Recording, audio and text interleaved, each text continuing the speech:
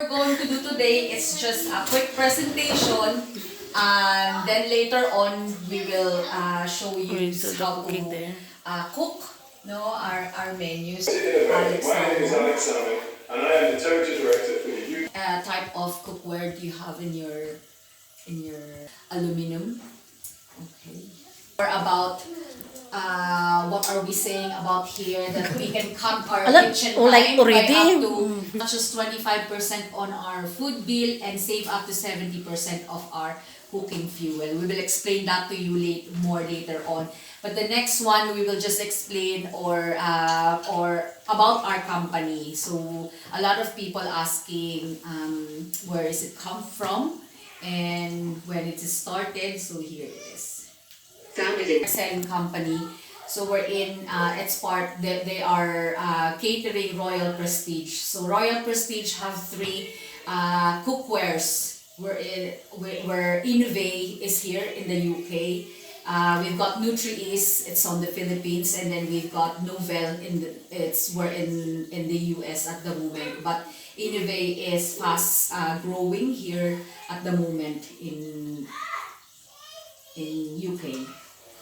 Our main goal today of opportunities as Innovay.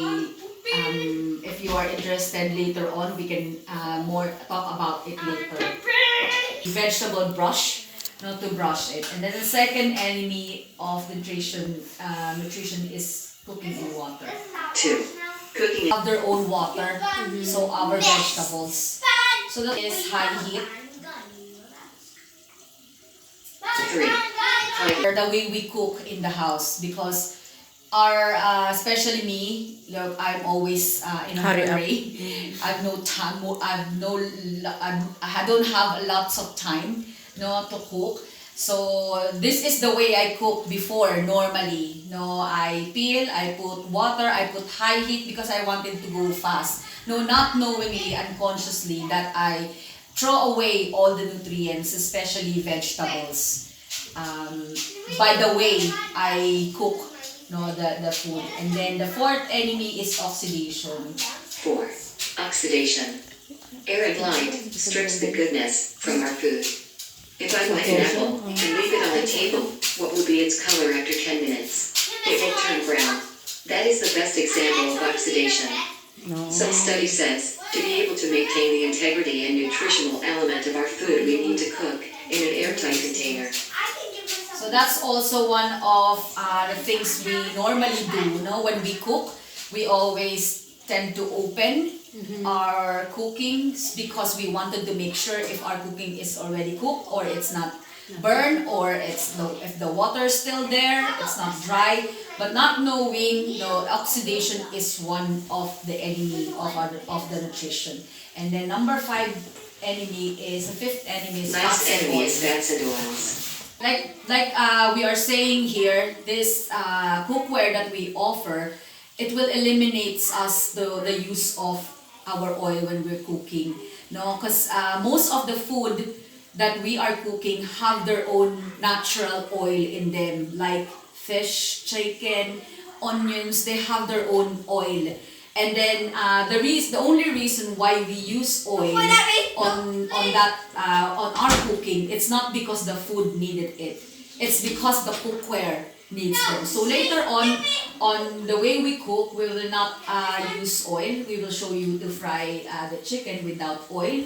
And we will cook vegetables, sinigang.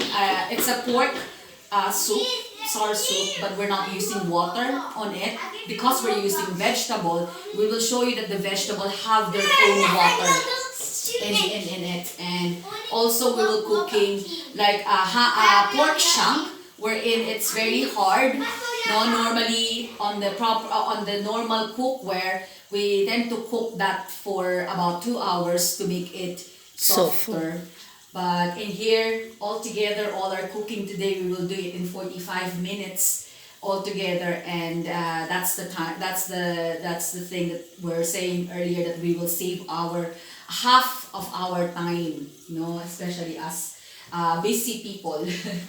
And yes, so whatever we are cooking in the house and we put on the table, that everyone will eat that.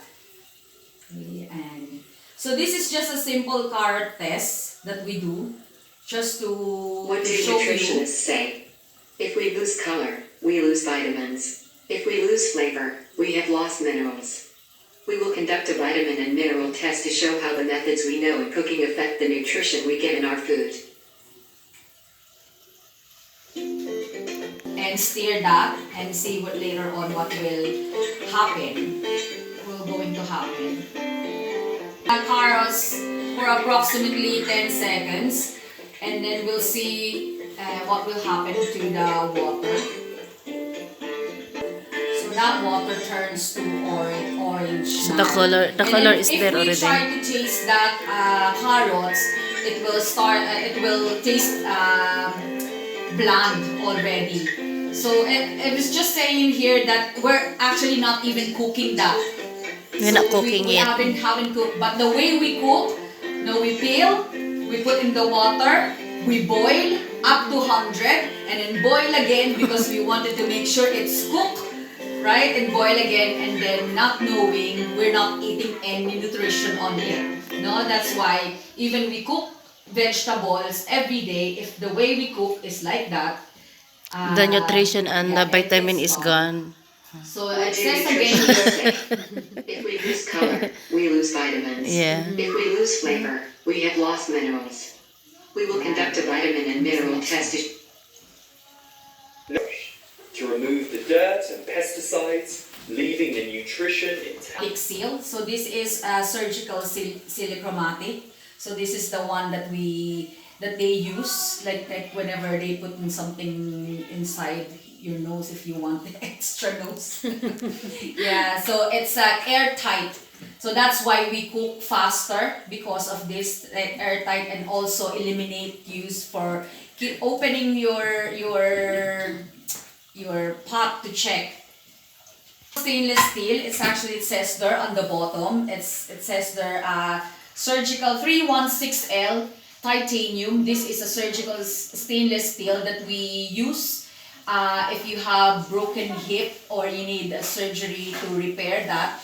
So this is what the hospital use. It's because it doesn't react to our body when it use inside our body to if you have broken hip or something.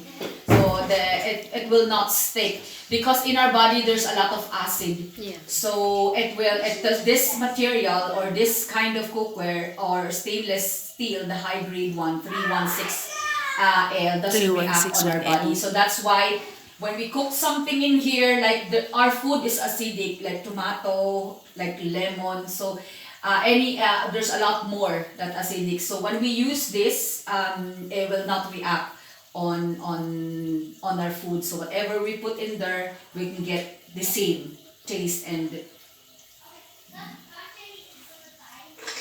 Loss of nutrition caused by We told you that we are going to save 50% of our time because the way we cook, it says there, so we start in the medium, and when it starts to whistle, you will close the ready temp bulb. This ready temp bulb is calibrated up to 86 degrees. So that means enough to cook our food, but at the same time, it will not kill the nutrients because most of our food, especially vegetables, is heat sensitive. They can only last or it can only retain up to 90 degrees. But this one is calibrated 86. So that means when it's whistle, you have to turn the nozzle off, this ready temp bulb, and then turn your cooker on the number 1. So it's save you from your fuel as well. No, save you from your food bill because when you cook the meat, it doesn't shrink